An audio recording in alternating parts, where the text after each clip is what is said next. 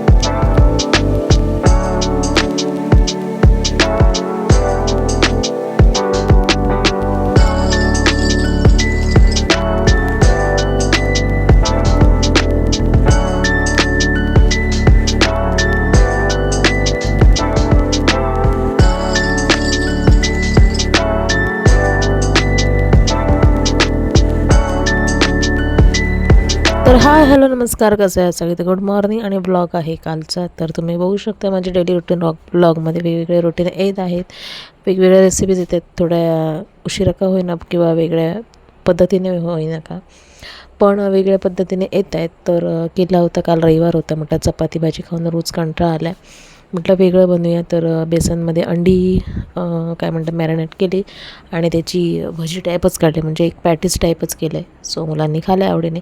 त्यानंतर कामं केली सगळी, घरातलं आवरलं, रेडी झाले आणि मुलांना पण रेडी केलं आणि मी गेली आईकडे. एक काम होतं आमचं.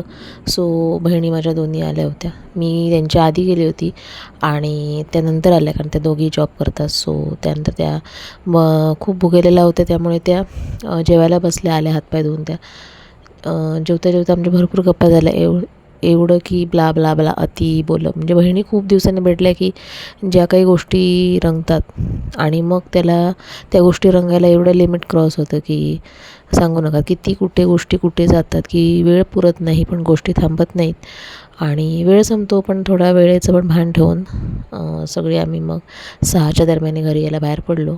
त्या दोघी गाडी चालवतात, एकीकडे गाडी आहे, एक बसने जाते आपल्या घरी गेली आणि ही मोठी बहीण आहे ती आपल्या गाडीने गेली आणि मी राहिले. मग मी गाडी बोलवली आणि मी गाडीने घरी आले. तर ज्या कामासाठी गेलं होतं ते काही काम झालंच नाही. सो मूड ऑफ झाला आहे. ते एक डोक्याला टेन्शन आहे की काम कधी होणार, पण असू देत, प्रयत्न करत राहायचे. जेव्हा व्हायचे तेव्हा होईल. स्वामींना बघायचं आहे की तुम्ही किती कष्ट घेत आहे, किती मेहनत घेत आहे, किती हार मानत नाही आणि किती प्रयत्न करून ते तुम्ही सक्सेस होत आहे, हे स्वामींना बघायचं आहे. कारण कष्टातनं उभं राहिलं कुठचंही काम हे खूप मोलाचं असतं, त्याची किंमत खूप असते आणि हे स्वामींना बघायचं असेल. त्यामुळे तोंडाशी किंवा गळ्याशी आलेला घास खाली जात नाही आहे, तो तोंडाकडूनच परतवला जातो आहे. तर स्वामींच्या मनात काय आहे काय माहीत नाही. तर अशा आमच्या भरपूर गोष्टी चालल्या होत्या, कॉमेडी पण होती आणि जुन्या गोष्टी पण आम्ही काढल्या होत्या. सो ह्या गोष्टी रंगता रंगता ती केसांना का हात लावते, कारण केसात तिच्या मुंगी गेली होती. सो ती दाखवत होती की काळी मुंगी गेली आहे. त्यानंतर भरपूर गोष्टी खूप केल्या, की पप्पांची पण आठवण काढली, की पप्पा असते तर हेच झालं असतं, ते झालं असतं, हे केलं असतं, ते केलं असतं. पण ज्याला भाऊ आणि वडिलांचा आधार नाही त्याला आईचा तरी आधार आहे. पण आई आपली साधी असल्यामुळे तिला आता आम्हीच आहोत, तिला आम्ही सांभाळून घेतलं पाहिजे असं आमचा ठाम निश्चय आणि आम्ही तिला ते करूनच देणार आहोत, हे आमचं ठरलेलंच आहे. सो माझे व्हिडिओ जर तुम्ही कोण बघत असाल तर नक्की माझ्या व्हिडिओला कमेंट करा, कुठून बघताय आणि माझा व्हिडिओ आवडत आहेत की नाही. सो लाँग व्हिडिओ नक्की बघा, शॉर्ट व्हिडिओ बघा, पोस्ट टाकते त्या बघा, वाचा, लाईक करा, शेअर करा आणि चॅनलला नवीन असाल तर नक्की सबस्क्राईब करा. मी जेव्हा 11चा सकाळचं लाईव्ह घेते त्यावेळी तुम्ही नक्की 11ला लाईव्हला या. मी 10-15 मिनटाच्या वर लाईव्हला आता राहत नाही, कारण वेळ पण नसतो आणि काही काम नसतं. तर बहिणीला विचारायचं होतं, तर तिचं म्हणणं होतं की वायफाय घेतलं आहे. तर ओके, छान गोष्ट आहे. तर व्हिडिओ आवडल्यास नक्की लाईक करा, शेअर करा, सबस्क्राईब. अशाच नवनवीन डेली रुटीन माझे व्हिडिओ पाहण्यासाठी नक्की चॅनलला सबस्क्राईब करा. चला भेटू.